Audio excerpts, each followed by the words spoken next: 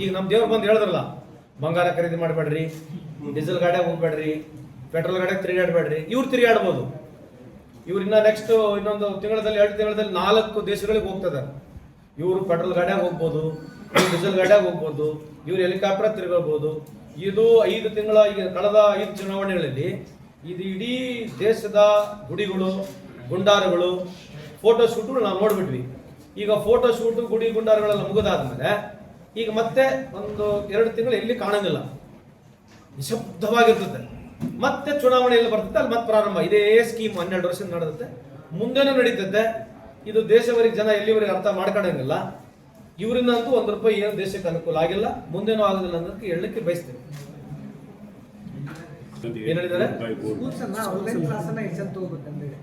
ಮೋದಿ ಅವರು ಹೇಳ್ತಾರೆ, ಯಾಕಂದ್ರೆ ಈ ಸ್ಕೂಲ್ಗೆ ವ್ಯಾನ್ಸ್ ಗಳನ್ನ ಕಳಿಸ್ತಾರಲ್ಲ, ಅಲ್ಲಿ ಡೀಸೆಲ್ ಪೆಟ್ರೋಲ್ ಖರ್ಚಾಗುತ್ತೆ ಅಂತ ಹೇಳಿ ಅದು ಒಂದು ಅಲ್ಲ.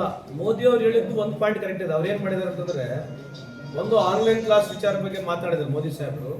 ಎರಡನೇದು ಅವ್ರ ಅವಧಿಯಲ್ಲಿ 1 ಲಕ್ಷ ಸ್ಕೂಲ್ ಮುಚ್ಚಿಬಿಟ್ಟಿದೆ. ಯಾರ ಅವಧಿಯಲ್ಲಿ? ಮೋದಿ ಸಾಹೇಬ್ರ ಅವಧಿಯಲ್ಲಿ 1 ಲಕ್ಷ ಸ್ಕೂಲ್ಗಳು ಮುಚ್ಚಿದೆ. ನಾನು ಹೇಳಿರ್ತಕ್ಕಂಥಲ್ಲ, ಅವ್ರ ಸರ್ಕಾರದೇ ಇರ್ತಕ್ಕಂಥ ರಿಪೋರ್ಟ್ ಹೇಳ್ತಕ್ಕಂಥ. ಸ್ವಾಮಿ ಮೋದಿ ಸಾಹೇಬ್ರೆ, ಸುಮ್ಮನೆ ಆನ್ಲೈನ್ ಕ್ಲಾಸಸ್ ಬೇಡ, ಈ ಬಂಗಾರ ಖರೀದಿ ಮಾಡೋದು ಬೇಡ, ಈ ಡೀಸೆಲ್ ಪೆಟ್ರೋಲ್ ಯೂಸ್ ಮಾಡೋದು ಬೇಡ, ಎಲ್ಲ ಶಾಲೆಗಳು ಮುಚ್ಚಿಬಿಡ್ರಿ 1 ವರ್ಷ. ನೀವೇ ಮನ್ ಕಿ ಬಾತ್ ನಲ್ಲಿ ಬರ್ರಿ. ಯಾರು? ಮೋದಿ ಸಾಹೇಬ್ರು ಮನ್ ಕಿ ಬಾತ್ ನಲ್ಲಿ ಬಂದು ನೀವೇ ಎಲ್ಲರಿಗೆ, ದೇಶದ ಯುವಕರಿಗೆ ಪಾಠ ಮಾಡ್ರಿ. ನೀವು A+B² ಪಾಠ ಆಗಿರಲಿ, ಅಥವಾ ಕ್ಲೌಡ್ ಜಾಸ್ತಿ ಬಂದಾಗ ಹೇಳಿರ್ತಕ್ಕಂಥ ಪಾಠಗಳಾಗಿರ್ಲಿ, ಕೋಲ್ಡ್ ಕ್ಲೈಮೇಟ್ ಬಗ್ಗೆ ಹೆಂಗಿರ್ಬೇಕಂತದ್ದು ಪಾಠಗಳಾಗಿರ್ಲಿ, ಒಲಿಂಪಿಕ್ಸ್ನಾಗ ಹೆಂಗ್ ಗೆಲ್ಬೇಕು, ಫುಟ್ಬಾಲ್ ಹೆಂಗ್ ಆಡಬೇಕು, ಕ್ರಿಕೆಟ್ ಹೆಂಗ್ ಆಡಬೇಕು, ಇವನ್ನೆಲ್ಲ ನೀವು ಜನಕ್ಕೆ ಕೇಳ್ಬಿಟ್ರೆ ಸಾಕು. ಸುಮ್ಮನೆ ಶಾಲೆಗಳೇ ಮುಚ್ಚಿಬಿಡ್ರಿ. ಯಾಕಂದ್ರೆ ಆಲ್ರೆಡಿ 1 ಲಕ್ಷ ಶಾಲೆ ಮುಚ್ಚಿರಿ. ಈಗ ಮುಂದೆ ಮತ್ತೆ ಆನ್ಲೈನ್ ಕ್ಲಾಸಸ್ ತೊಗೊಂಡಾಗ ಏನು ಅರ್ಥನೇ ಇಲ್ಲ. ಆನ್ಲೈನ್ ಕ್ಲಾಸಸ್ ಯಾರು ನಿಮ್ಮ ಪರವಾಗಿ ಯಾರು ನಿಮ್ಮಂಗೆ ಯಾರು ಸರಿ ಮಾಡೋದಿಲ್ಲ. ಇವ್ರು ಮಾಡಿಬಿಟ್ರೆ ಅಷ್ಟೇ ಬೆಸ್ಟ್ ಅಂತ ನನ್ನ ಪ್ರಕಾರ ಅಭಿಪ್ರಾಯ.